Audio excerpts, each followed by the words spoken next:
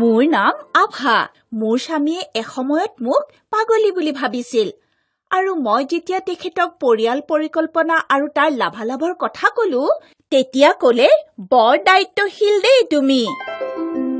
পৰিয়াল পৰিকল্পনাৰ দুটা কথা আছে। প্ৰথমে 1, 3, 2, অৰ্থাৎ প্ৰথম আৰু দ্বিতীয় সন্তানৰ মাজৰ অন্তৰাল 3 বছৰ থাকিব লাগে। আৰু দ্বিতীয়তে পৰিয়াল বৃদ্ধি সঠিক সময়ত বন্ধ কৰিব লাগে, অৰ্থাৎ সৰু পৰিয়াল। তেখেতে সুধিলে, ইয়াৰ পৰা কি লাভ? প্ৰথমে সন্তান কম হলে পইচাৰ ৰাহি হ'ব আৰু সেই পইচাৰে আপুনি সন্তানটিক ভাল স্কুলত পঢ়াব পাৰিব।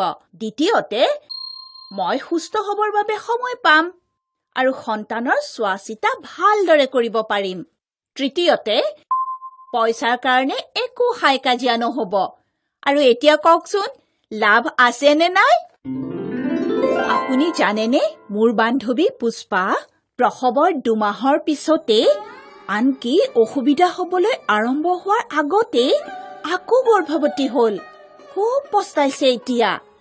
তেতিয়া মোৰ স্বামীয়ে ঘোষণা কৰিলে যে আমি প্ৰথম সন্তানটিৰ জন্মৰ পিছতে পৰিয়াল পৰিকল্পনা কৰিম আৰু উপায় মই নিৰ্ণয় কৰিব লাগিব। মইতো চিন্তাতেই পৰি গলো। তেতিয়া তেখেতে নিজেই ক'লে, তুমিয়েই একমাত্ৰ সৰ্বজান্তা নহয়, ময়ো জানো পৰিয়াল পৰিকল্পনাৰ স্থায়ী আৰু অস্থায়ী দুয়োটা উপায়ৰ বিষয়ে।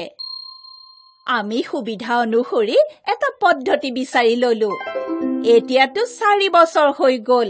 এতিয়ালৈকে একো অসুবিধা হোৱা নাই। আৰু যদি মোৰ কথা বিশ্বাস হোৱা নাই, তেন্তে ডক্টৰ অনিতা বাইদেউৰ কথা শুনি লওক। তেখেতে সকলো কথা জানে। আটাইতকৈ মনত ৰাখিবলগীয়া কথা হ'ল এটাই, সোনকালে পৰিয়াল পৰিকল্পনাৰ উপায় অৱলম্বন কৰক আৰু জীৱনলৈ শান্তি মাতি আনক।